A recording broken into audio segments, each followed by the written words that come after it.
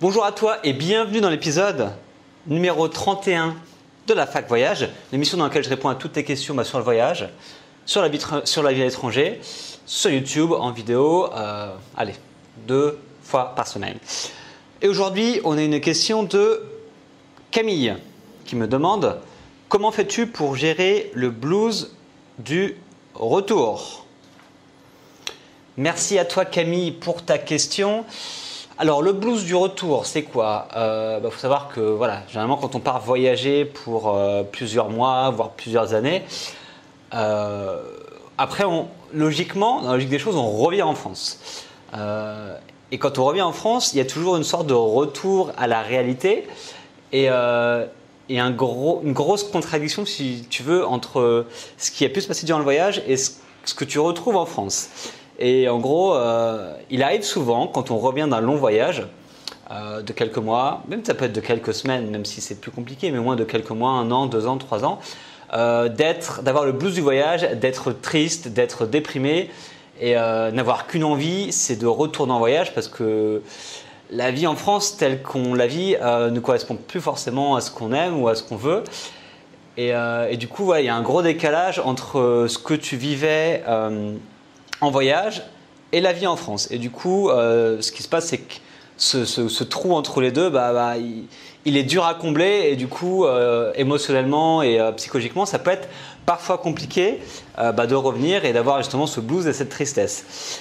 Alors, je te dirais que pour gérer le blues du retour, chacun va avoir des sentiments différents parce qu'il y en a qui vont vraiment être genre déprimés à fond, il y en a qui vont être un petit peu tristes.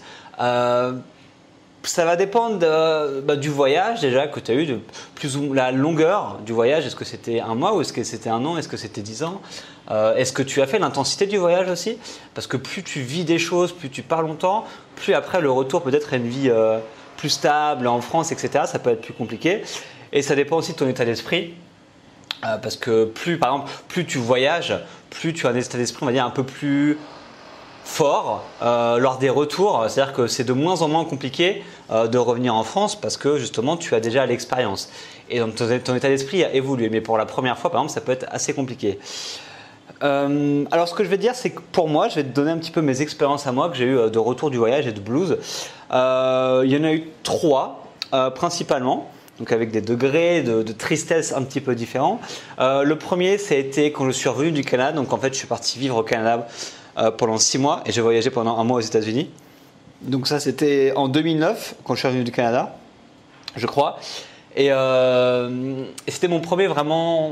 Avant j'avais fait des études à l'étranger et après c'est mon premier grand voyage tout seul, très loin, c'était le Canada. Et je suis revenu.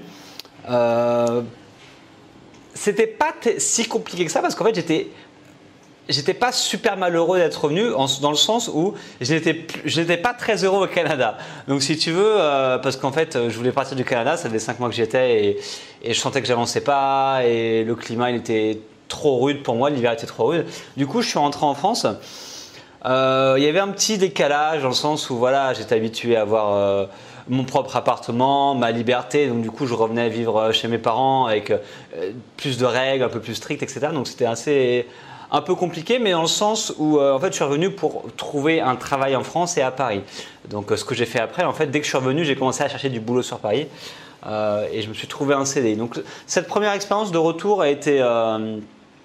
n'a pas été trop malheureuse. Voilà, le décalage entre la liberté et moins de liberté qui a été un petit peu dur à encaisser, mais en soi, vu que je me suis tout de suite mis dans une recherche de boulot, j'ai pas eu trop le temps de réfléchir à mon voyage passé, j'aimerais bien repartir, blablabla. J'ai pas eu le temps de réfléchir à tout ça. Le deuxième blues, c'était un peu plus compliqué, c'est quand je suis revenu des Philippines. J'ai fait un voyage de 6 mois aux Philippines. Je mettrai le lien, je parle de ces voyages dans mon blog, que ce soit le canal, les Philippines. J'en parle dans mon blog, donc je mettrai le lien dans la description YouTube. Donc je suis parti faire un voyage de backpacker de 6 mois aux Philippines. Et là, je dois dire que le retour était beaucoup plus compliqué parce que quand je suis parti aux Philippines, j'avais déjà une petite activité sur Internet. Et du coup, je commençais déjà un petit peu à gagner de l'argent sur Internet et à vivre un petit peu de mes revenus et de pouvoir voyager. Et aux Philippines, c'est bien parce que mes revenus me permettaient de voyager suffisamment, d'avoir un budget suffisant pour vivre aux Philippines. Donc c'est vrai qu'aux Philippines, j'étais vraiment dans une sorte de bulle ou premier voyage en Asie. Le coût de la vie était vraiment pas cher. J'allais dîner en île en mode backpacker. J'avais vraiment une liberté absolue et je faisais la fête et je rencontrais plein de gens et c'était vraiment un mode de vie que j'ai kiffé à fond pendant 5 mois. Et quand je suis revenu, ça a été compliqué parce que je ne savais pas forcément ce que j'allais faire de ma vie. Et j'étais là, j'avais cette idée-là de pouvoir créer une entreprise avec mon associé à l'époque. Mais du coup, je ne savais pas trop dans quoi je me lançais. Et quand je suis revenu, ouais, j'étais pas mal. J'étais surtout pas forcément triste, mais j'étais en mode. J'ai juste envie de repartir, quoi. J'avais juste envie de repartir dans un nouveau pays et d'aller m'amuser et d'aller découvrir, quoi. Et quand je suis revenu, j'avais vraiment cette envie. Je me suis dit, putain, qu'est-ce que je fous à Paris? Il faut juste que je reparte parce que j'ai tellement kiffé que c'est ça que je voulais faire. Et ouais, j'avais juste ces memories, ces souvenirs que j'avais des Philippines qui revenaient. Voilà, tous les jours, je pensais à ça.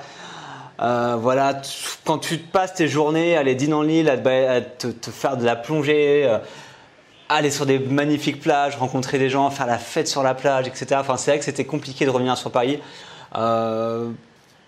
Mais bon, ça s'est passé plus ou moins comme ça s'est passé parce qu'après j'ai commencé à créer mon entreprise, j'ai commencé à bosser sur l'entreprise, etc. Donc du coup, je suis passé à autre chose, mais ça c'était, je pense, le plus dur. Et troisième retour qui a été compliqué, c'était un retour de tour du monde. Après 1 an, donc en gros j'ai fait 1 an entre l'Asie, je passais 2-3 mois en Asie, et après j'ai passé 9-10 mois en Amérique du Sud. Après je suis revenu en France. Juste après le Brésil, donc en fait je suis passé de Salvador de Bahia à Paris au mois de novembre, donc c'était vraiment hardcore parce que là j'avais vraiment passé 1 an à théoriser cette théorie du voyage à durée indéterminée, donc ce voyage constant sur lequel vraiment tu peux. Alors attendez, pour ceux qui ne sont pas au courant. C'est ça, le voyage à durée indéterminée. Et du coup, c'est vraiment là que j'ai compris que j'avais pas envie de revenir en France et j'avais juste envie de vivre à l'étranger et de voyager constamment quand je le voulais et autant de temps que je voulais. Donc, c'est vrai que quand je suis revenu à Paris, j'étais putain, mais j'avais vécu pendant 1 an et comme je le voulais.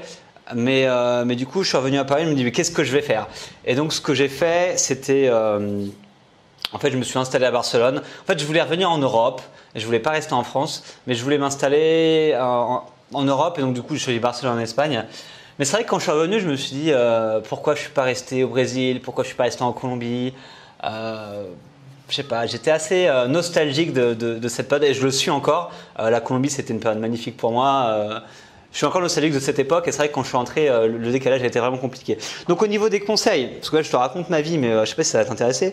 Au niveau des conseils, il y en a 2 principaux pour gérer le coup de blues du retour. La première, c'est de prévoir ton retour avant de remettre les pieds sur le territoire français. C'est-à-dire que dès ton voyage, quelques semaines, quelques mois avant de revenir, de prévoir et de visualiser que tu vas revenir en France.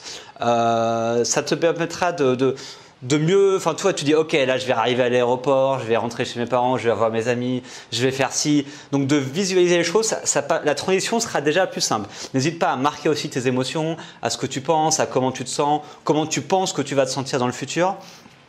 Ça je pense que c'est important et n'hésite pas déjà à planifier des choses à faire, donc de déjà même avant de revenir, de te dire ok je vais faire ça, je vais peut-être aller faire un petit voyage en France ou en Europe, je vais voir un tel, je vais faire ça, enfin essayer vraiment avant d'arriver déjà de visualiser, de planifier ton retour.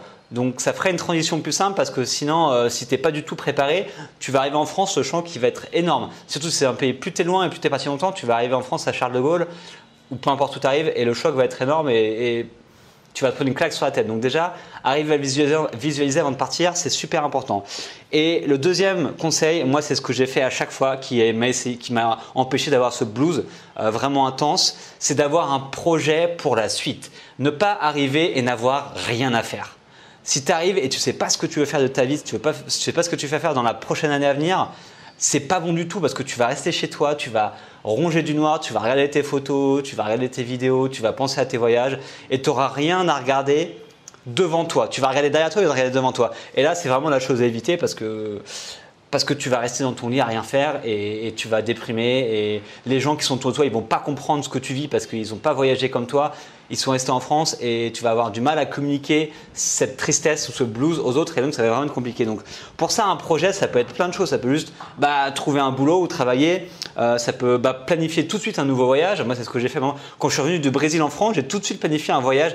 Avant d'arriver, j'avais planifié un voyage de 10 jours à Malte.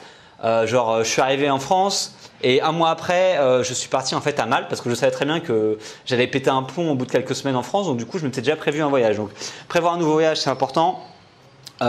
Écrire, par exemple, je te dis des projets, ça peut être écrire un livre, par exemple, sur ton voyage si tu as envie de le faire. Ça peut être t'impliquer dans une association, ça peut être un défi sportif. Tu reviens, tu dis ok, décide maintenant, je vais aller courir un marathon ou je vais aller faire ce que tu veux. En gros, ça peut être un projet juste qui te tient à cœur, mais quelque chose qui va te motiver et qui va te permettre d'aller de l'avant, de créer une entreprise, de créer, je sais pas, tu peux créer tout ce que tu veux, mais le but c'est d'avoir un projet qui te drive, qui te fait avancer. Et ça c'est super important. Et il faut essayer d'y penser avant d'arriver. Donc voilà, ça c'est mes 2 conseils. Prévoir ton retour avant de mettre les pieds sur le territoire français, vraiment visualiser ce retour-là et avoir un projet sur lequel tu peux aller de l'avant.